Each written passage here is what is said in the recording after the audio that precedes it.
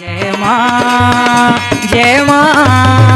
गुरुवर गुरुवर जय मां गुरुवर गुरुवर।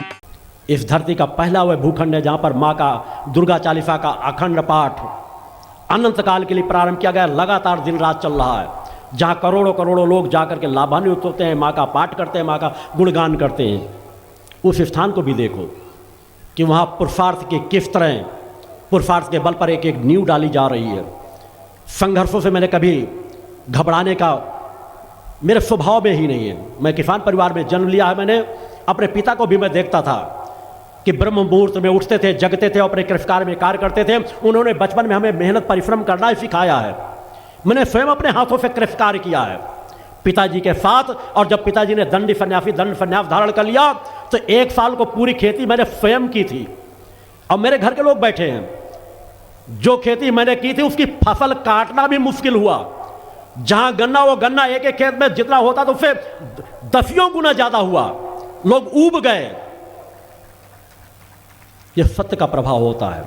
सत्कर्म तो करो, वही खेती। तुम कहते हो खेती में फसल नहीं, तुम अनित्य अन्याय धर्म का मार्ग तो त्यागो, फिर तुम्हारे पुरुषार्थ से किया हुआ कर्म इतना फलीभूत होगा जिसकी आप कल्पना नहीं कर पाओगे।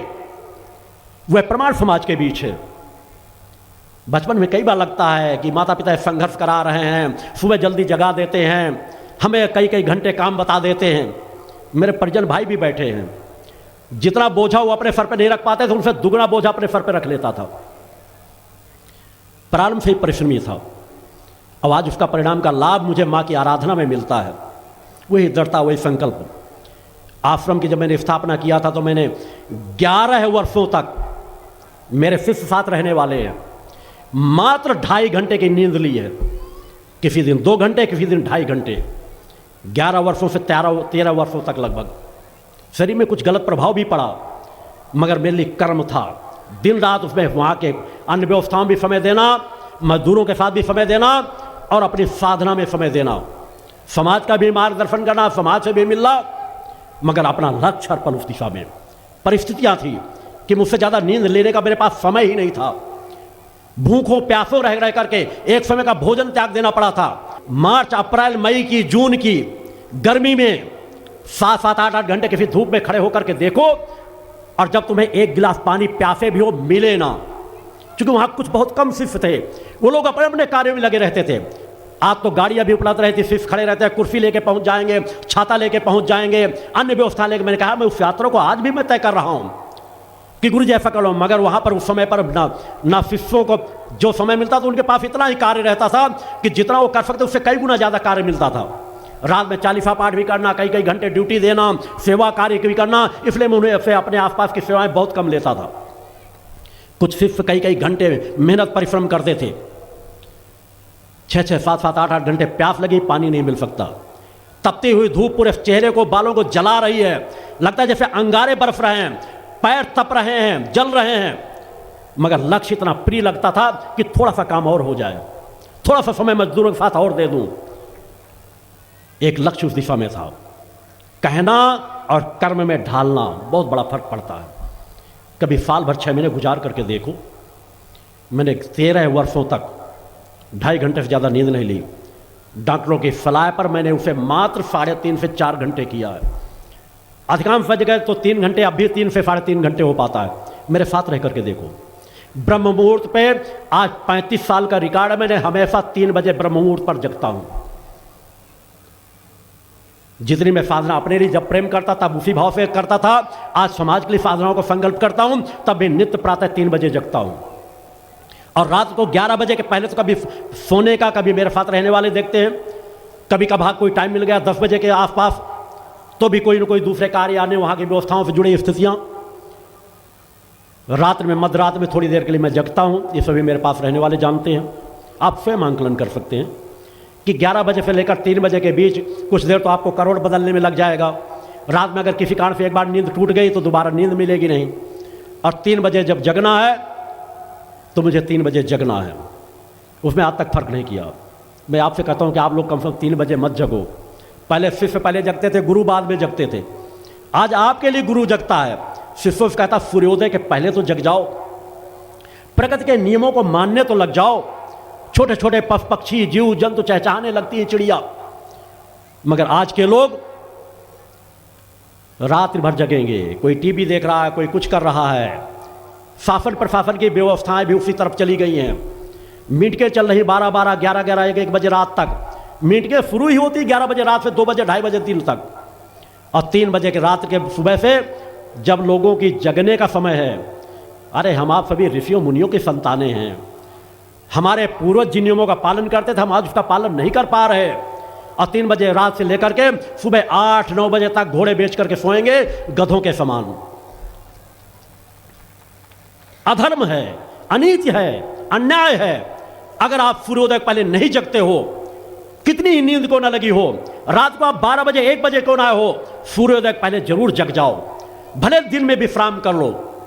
कभी बीमार हो बहुत ज्यादा, हमारे पूर्वजों ने, हमारे माता पिता ने तो यही सिखाया है कि बेटा बीमार भी रहो तो सूर्यास्त और सूर्योदय के समय कभी मत सोना, उतने समय बिस्तर जरूर छोड़ देना। हमने उनका पालन किया है। उस पालन करने की शक्ति हमें प्राप्त हुई है कि कितना फल मिलता है उसका। ब्रह्म मुहूर्त का आरोग्यता प्राप्त होती है। आपका गुरु आपसे भी कम भोजन करता है। 12-13 वर्षों तक तो एक समय का भोजन भी छोड़ देना पड़ा था। अब भी मैं थोड़ा बहुत नाश्ता सुबह लेता हूं और सायंकाल भोजन, मेरा भोजन भी नाश्ते के समान होता है। जितनी मेरी 2 या 3 रोटियां रहती हैं, 1 रोटी रहती है, इसको मोड़ करके 1 कौर बनता है। टाइम पास करने के लिए उसी को 2 कौर बना लेता हूं। आप स्वयं सोचते हैं 32 दांत है, 32 कौर भी सभी चीजों का भोजन मेरा नहीं होता। वैसा जीवन जीता हूं। मगर चेतनता, आप जितने घंटे काम कर सकते हैं, मैं उससे ज्यादा काम कर सकता हूं। आप जितने ध्यान पर लगाकर बैठना चाहेंगे, उससे कई गुना ज्यादा बैठने की सामर्थ्य रखता हूं। मेरी सामर्थ्य तो किसी पक्ष में नहीं घटती। इसलिए आप संतोष जिस दिन आपको प्राप्त हो जाएगा, आपकी सामर्थ्य बढ़ने लग जाएगी। उस विचारधारा को लेकर के चलो। मैंने शिखर से शून्य की यात्रा तय की है कि शून्य में पड़े हुए लोगों को शिखर पर पहुंचा सकूं। भगवान की जय। आज अनेकों लोग भले कहते हो, अनेकों धर्माचार्य योगाचार्यों को आप देखते हो, अनेकों योगाचार्यों को देखते होगे। मैंने शून्य से शिखर की यात्रा तय की है। और दिखाई क्या देता है? बड़ी बड़ी आयुर्वेदों की फैक्ट्रियां, बड़े बड़े संस्थान, काले धन के अंबार, ये सामर्थ्य, इतना जनमानस, इतने नेता मुझसे जुड़े हुए हैं, इतने व्यवसायी मुझसे जुड़े हुए हैं, हर जगह मीडिया में मेरी बात फैलती है। यह सामर्थ्य उन योगाचारों को नजर आती है। धिक्कार है योगाचार कहते हुए। एक योगी अगर हो अब भौतिक जगत की सामर्थ्य को अपनी सामर्थ्य माने, तो उससे बड़ा अधर्मी अन्याय कोई दूसरा नहीं हो सकता। मैं अगर आप लोगों के जनमानस को अपनी सामर्थ्य मान लूं, आपकी सामर्थ्य को अपने सामर्थ्य, मेरा बहुत बड़ा आश्रम बना है, बहुत बड़ा संगठन चल रहा है, तो मुझसे बड़ा अधर्मी अन्याय कोई दूसरा नहीं होगा। मेरी सामर्थ्य है मेरी अपनी आत्मा, मेरी सामर्थ्य है मेरी मन की एकाग्रता, मेरी सामर्थ्य है मेरी आत्मा की शक्तियां, मेरी सामर्थ्य है अपनी इष्ट के प्रति निष्ठा, विश्वास और समर्पण कि मैं अगर रेगिस्तान पर भी जन्म ले लूं, रेगिस्तान पर बैठकर भी हजारों लाखों को खाना खिला सकता हूं। गरीब से गरीब परिवार में जन्म लेकर के भी अपनी सामर्थ्य को उच्चता पर ले जा सकता हूं। आपके गुरु के हाथों पर वह सभी योग हैं। कोई भी उन चीजों को महसूस कर सकता है। उस यात्रा को मैं तय कर रहा हूं। वो सभी लोग, आप लोगों के अंदर वही आत्मिक शक्ति भरी हुई है। मैंने अनेकों चीजों के प्रमाण भी दिए हैं। किन किन बातों की शक्तियों के बारे में आपको बताऊं? जीवन का आप सत्य ही जानना चाहते हो कि जहां हजार हजार लोगों का भोजन बना था, वहां 15-15, 20-20 हजार लोगों ने भोजन किया। बनाने वाले आए जो पैर पे आकर गिर गए कि हमारी तो बेइज्जती हो जाएगी, हमारे पास तो इतने गंजे ही सामान है। मैंने कहा बस थोड़ा सा प्रसाद ला करके मेरे कक्ष पर रख दो और जाओ उन गंजों से खिलाना शुरू करो। गंजे खाली नहीं होंगे, एक भी भक्त भूखा नहीं जाएगा। यह प्रमाण समाज के बीच है। आज भी रिद्धियों सिद्धियों का आपका, तुम उनके पीछे मत भगो, तुम अपने इष्ट के पीछे भगो। रिद्धियां सिद्धियां तुम्हारी मदद करने के लिए आतुर हो जाएंगी अगर तुम्हारी सत्य की यात्रा है। उस यात्रा में चलो, निष्ठा विश्वास मां की आराधना करो, आज के सत्य को समझो। इसलिए मेरे द्वारा जो विश्व अध्यात्म जगत को अपने साधनात्मक तब्बल की चुनौती रखी गई है, किसी गर्व और घमंड से नहीं। मैं चाहता हूं कि समाज के बीच से कोई तो निकल करके आए, अगर मेरी बातों को गलत साबित कर मुझसे अधिक कोई किसी के अंदर पात्रता होगी, मैं सर झुका के उसका गुलाम बन जाऊंगा। वो आजीवन अपना सेवक बनने के लिए कहेगा तो आजीवन उसकी सेवा करूंगा। अगर मुझसे बढ़कर किसी के पास वो शक्ति सामर्थ्य हो जाए, केवल 4-5 प्रकार के प्रमाण जो मैंने कहा कर लिए जाएं। यहां तो बड़े बड़े योगाचार्य कहते हैं, योग ऋषि, योगाचार्य, धर्माचार्य, उन योग ऋषियों को जिनको अपनी कुंडली शक्ति का ज्ञान नहीं है, जो ध्यान की गहराई में नहीं डूब सकते, समाधिस्थ होने की सामर्थ्य नहीं है, वह सत्य को क्या जानेगा। बड़ी बड़ी बातें कह देना बड़ी बात होती है, विज्ञान के पास कसौटी करने की सामर्थ्य तो है। वो मशीनें बनी हुई, कौन झूठ बोल रहा है, कौन सही बोल रहा है। एक बार आओ उन परीक्षण के लिए, एक बार धर्म रक्षा के लिए।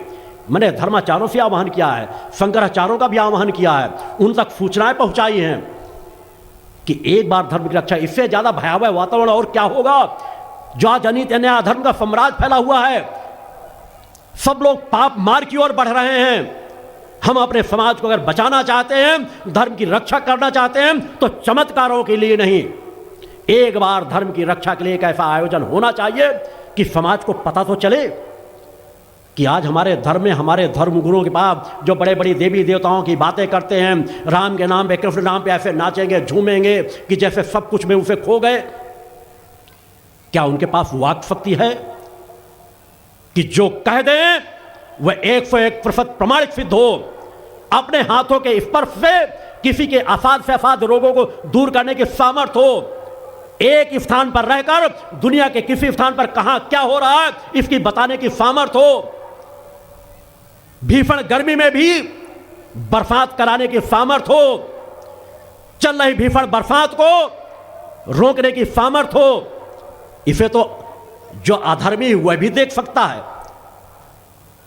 मैंने इसीलिए कहा एक बार धर्म का आयोजन हो, कुछ प्रमाण समाज के सामने रखे जा सके। मस्तिष्क के परीक्षण का प्रमाण, कुछ कार्य करने के प्रमाण रख दिए जाए, उनके शारीरिक सामर्थ्य का प्रमाण की गहराई में ध्यानस्थ होने की सामर्थ्य है कि नहीं। मैंने कहा मैं अकेले एक पलड़े पर खड़े होने के लिए तैयार हूं। बड़े बड़े तंत्र मंत्रों ग्रंथों का उपयोग कर लो, मेरे पास तो छोटा सा मां शब्द का ही सब बल है। मां शब्द की ही कृपा है। उस मां शब्द की शक्ति को केवल दिखाना चाहता हूं समाज को। उस मां शक्ति का तप बल देखो, उस मां शक्ति की सामर्थ्य को देखो कि मां शब्द के बल पर मैं असंभव से असंभव कार्य को संभव करके दिखा दूंगा। कृष्ण भगवान की जय। और मेरी ऊर्जा तो उसी रास्ते पर चल ही रही है। जब तक मैंने मूल ध्वज में स्थापना नहीं की थी आश्रम की, जब तक जहां जिसने को जो कहा, अपाहिज से अपाहिज को चलने की बात कही, उसे चलाकर दिखाया। असाध से असाध रोगों को दूर करने की बात कही, वो प्रमाण समाज के सामने हैं। डॉक्टरों के परीक्षण समाज के सामने हैं। मगर जब मूल ध्वज की मैंने स्थापना की, तब भी मैंने मां से एक चुनाव में की, मैं कभी नहीं, मगर एक बार अवश्य अगर कभी मौका आएगा तो मां मुझे उन चीजों को दिखाना पड़ेगा। अन्यथा मैं अपनी पूरी ऊर्जा को, अपनी चेतना तरंगों को चेतना अंशों के रूप में समाज में बांटूंगा और समाज में परिवर्तन लाऊंगा। आज अगर समाज में परिवर्तन डालना है तो कोई दूसरा मार्ग नहीं है, केवल एक मार्ग है, नशे मान से मुक्त केवल चरित्रवान समाज का निर्माण कर दिया जाए। उन्हें कोई धन संपदा देने की जरूरत नहीं, कोई भिखारी नहीं है। जगत जननी के अंश कोई भिखारी नहीं होते। मैंने सभी को पुरुषार्थ दे रखा है, उनके पुरुषार्थ को जगा दिया जाए, उनकी आत्मिक शक्ति को जगा दिया जाए, नशे मान से मुक्त केवल चरित्रवान बना दिया जाए, समाज अपने आप आगे बढ़ता चला जाएगा। इसी की आवश्यकता है, इसी रास्ते का मैंने चयन किया। मैंने इसलिए उन धर्म गुरुओं के पथ का चयन नहीं किया, भले लोग मुझे उसका विरोधी मानते हैं। मैंने कहा जब अगर सत्य का एहसास करोगे तो तुम मुझे अपना विरोधी नहीं पाओगे, क्योंकि मैं सत्य का संगी हूं। अगर तुम सत्य के साथ हो तो मैं सभी का सम्मान करता हूं। समाज के सभी लोग मेरे अपने हैं, इसलिए मैं हर मंचों से हृदय से सबका सम्मान करता हूं। मैं अलग अलग ना कभी किसी से माल्यार्पण कराता हूं, मेरी पूरी यात्रा में ना चरण पूजन करवाता हूं। मेरे लिए सभी लोग एक समान हो, सभी का सम्मान करता हूं। समाज के लोग हों, जनप्रतिनिधि हों, कोई भी हों।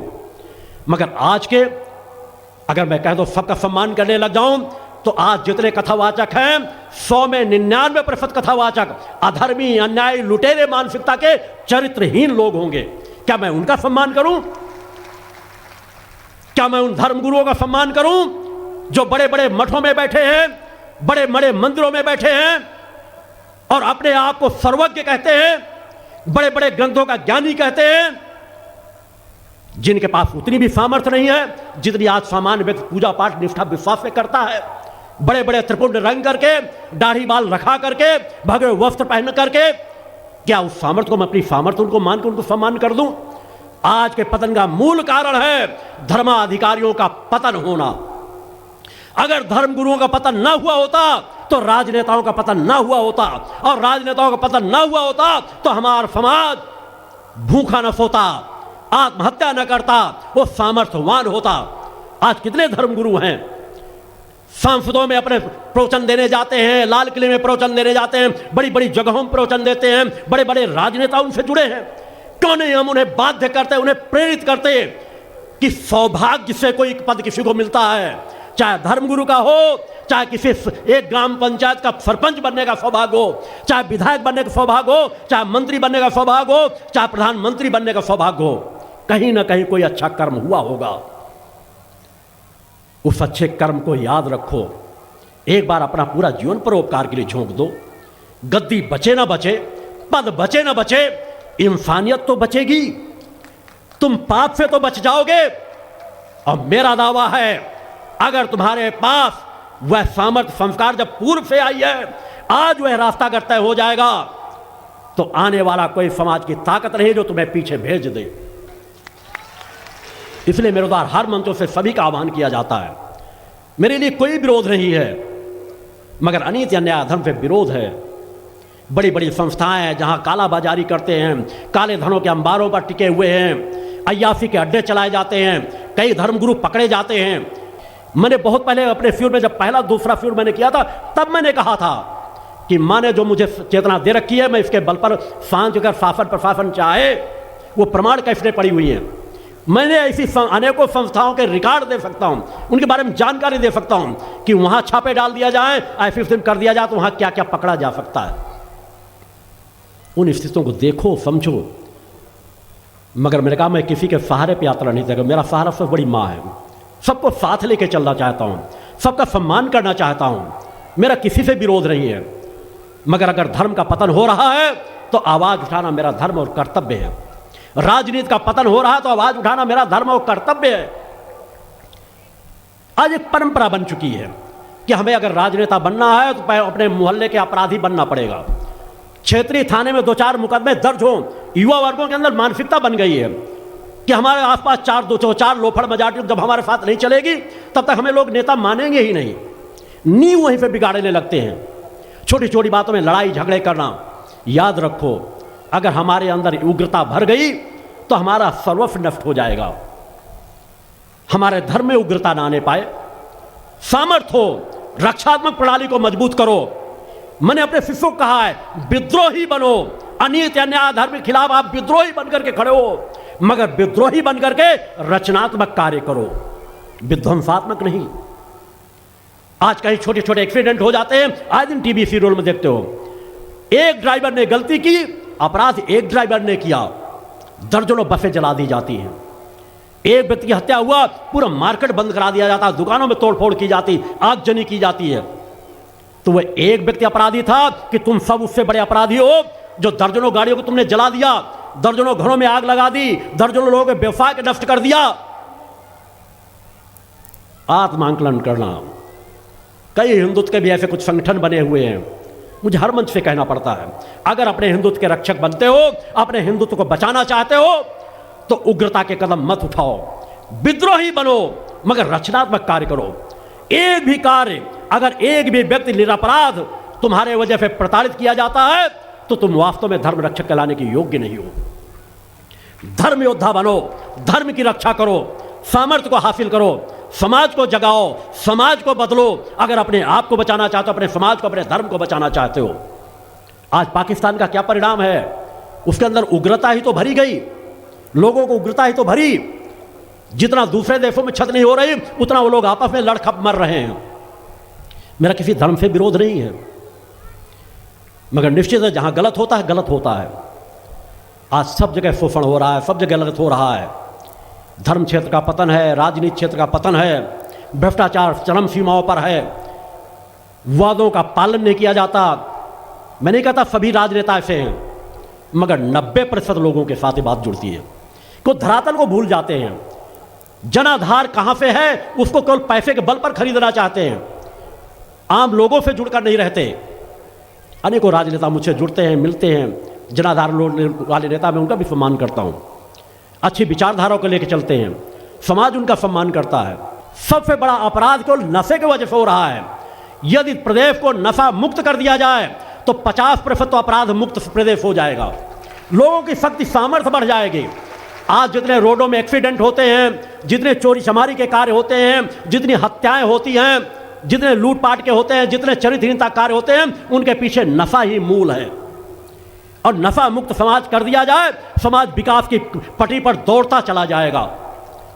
प्रयास तो किया जाए, किसी क्षेत्र में आंकलन कर लो, नशा बर्बादी के घर तबाह होते चले जा रहे हैं, बर्बादी चरम सीमाओं पर बढ़ती चली जा रही है। कितने ही वादे क्यों न कर दिए जाएं, भ्रष्टाचार चरम सीमाओं में फैला है। मैं किसी एक प्रदेश की बात नहीं कहता हूं, हर प्रदेशों में। क्या हमारा कर्तव्य नहीं बनता कि हम हर क्षेत्र में एक आवाज उठाए प्रबल, सरकार के हर क्षेत्रों में, हर ऑफिसों में अंकुश हो, हर थानों में अंकुश हो कि एक भी भ्रष्टाचार नहीं होगा।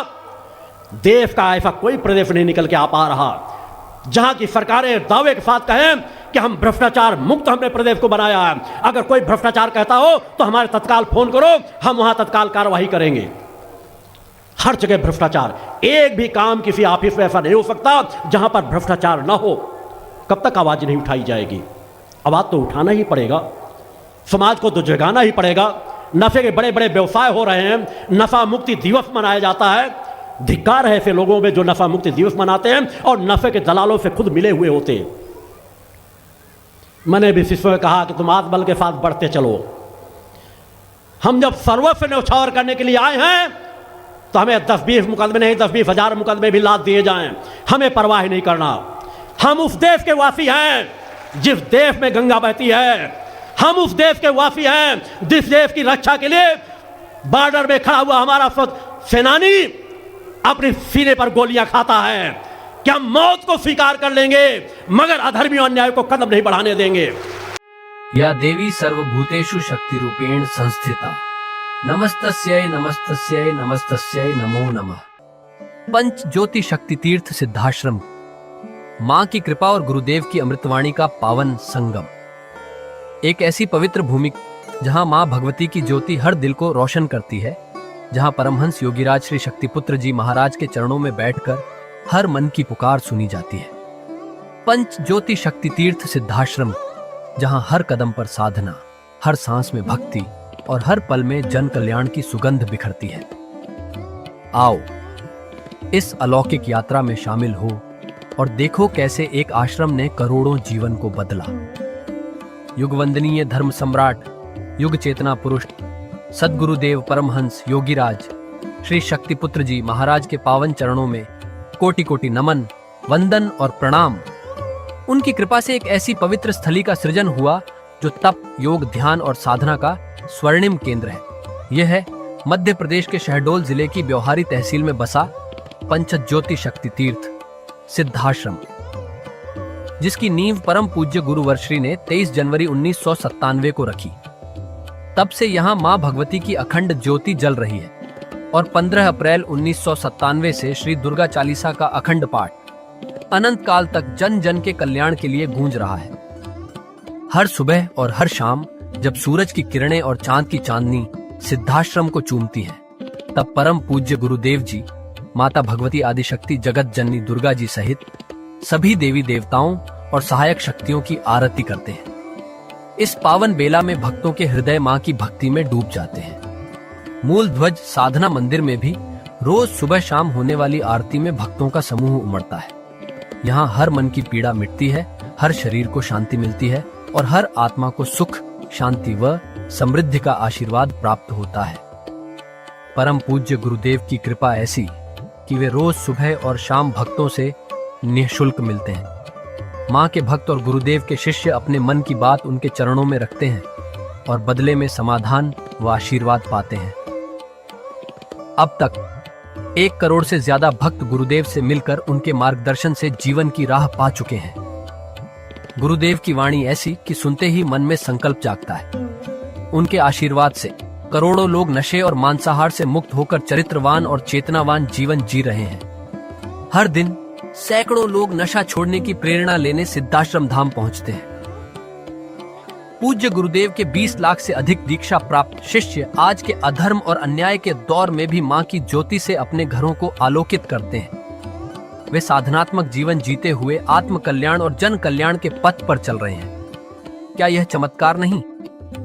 सिद्धाश्रम धाम में पिछले 28 वर्षों से मां अन्नपूर्णा भंडारा चल रहा है, जहां सुबह शाम हजारों भक्तों को स्वादिष्ट और पवित्र भोजन मिलता है।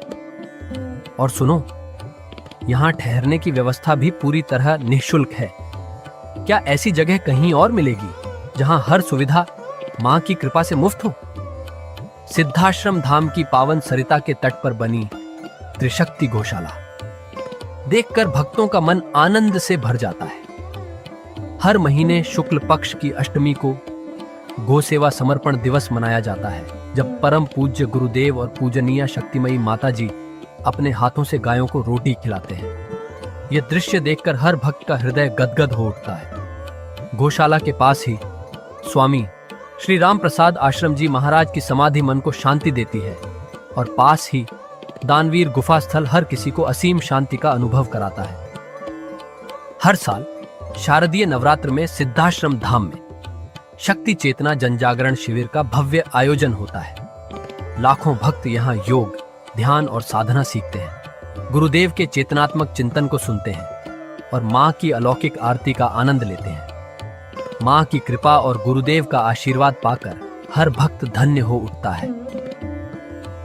23 जनवरी सिद्धाश्रम स्थापना दिवस एक और पावन अवसर है। इस दिन अखिल भारतीय सिद्धाश्रम दौड़ प्रतियोगिता, योग भारती सामूहिक विवाह और शाम को सुर संध्या व कवि सम्मेलन का आयोजन होता है। क्या मजा है जब भक्ति और संस्कृति का ऐसा संगम देखने को मिलता है। सिद्धाश्रम धाम का जनसंपर्क कार्यालय हर जानकारी का खजाना है। यहाँ से मासिक सिद्धाश्रम पत्रिका और साप्ताहिक संकल्प शक्ति अखबार मिलता है, जिसमें गुरुदेव की ऋषिवाणी और प्रेरक लेख पढ़ने को मिलते हैं। और हाँ, यहाँ माँ के प्रसाद के रूप में शक्ति जल भी निःशुल्क मिलता है। इस शक्ति जल ने करोड़ों लोगों को नशे और बीमारियों से मुक्त कर चेतनात्मक ऊर्जा दी है। क्या यह मां की कृपा नहीं? जन कल्याण का एक और अनुपम उदाहरण है निःशुल्क वस्त्र सहायता केंद्र, जहां लाखों जरूरतमंदों को कपड़े दिए गए हैं। यह सिलसिला आज भी अनवरत चल रहा है। सिद्धाश्रम धाम में पौधारोपण का भी बड़ा काम होता है। परम पूज्य गुरुदेव जी महाराज एवं पूजनीय शक्तिमयी माता जी स्वयं समय समय पर पौधारोपण करके पर्यावरण को बढ़ावा देते हैं। सिद्धाश्रम धाम में अनेक प्रकार के फल, फूल और औषधियों के हजारों पेड़ों की हरियाली देखकर मन प्रसन्न हो जाता है। सिद्धाश्रम धाम में विभिन्न प्रकार की हरी सब्जियां उगाई जाती हैं, जो निःशुल्क चल रहे मां अन्नपूर्णा भंडारे में प्रयोग की जाती है। परम पूज्य गुरुदेव जी ने मानवता, धर्म रक्षा और राष्ट्र रक्षा के लिए 3 धाराएं बनाई हैं। भगवती मानव कल्याण संगठन, पंचज्योति शक्ति तीर्थ सिद्धाश्रम और भारतीय शक्ति चेतना पार्टी 15 मार्च 1995 को बने। भगवती मानव कल्याण संगठन के 1 लाख से ज्यादा कार्यकर्ता नशा मुक्त, चरित्रवान और परोपकारी समाज बनाने में जुटे हैं। संगठन का नशा विरोधी आंदोलन इतना प्रभावी है कि पिछले कुछ सालों में 2000 से ज्यादा अवैध शराब माफियाओं पर कार्रवाई हुई। संगठन के समर्पित और कर्मठ कार्यकर्ता दिन रात इस मिशन में लगे हैं। Siddhashram Ayurveda and food products के जरिए शुद्ध दवाएं और खाद्य पदार्थ बनाए जाते हैं। इन्हें लेने या व्यापार के लिए एजेंसी पाने के इच्छुक लोग संपर्क कर सकते हैं। आओ सिद्धाश्रम की इस पावन यात्रा का हिस्सा बनो। यहाँ माँ का अखंड गुणगान सुनो, साधना में डूबो और परम पूज्य गुरुदेव के दर्शन कर जीवन को धन्य करो। भगवती मानव कल्याण संगठन तुम्हें मानवता, धर्म और राष्ट्र की सेवा में शामिल होने का सादर न्योता देता है। जय माता की, जय गुरुवर की।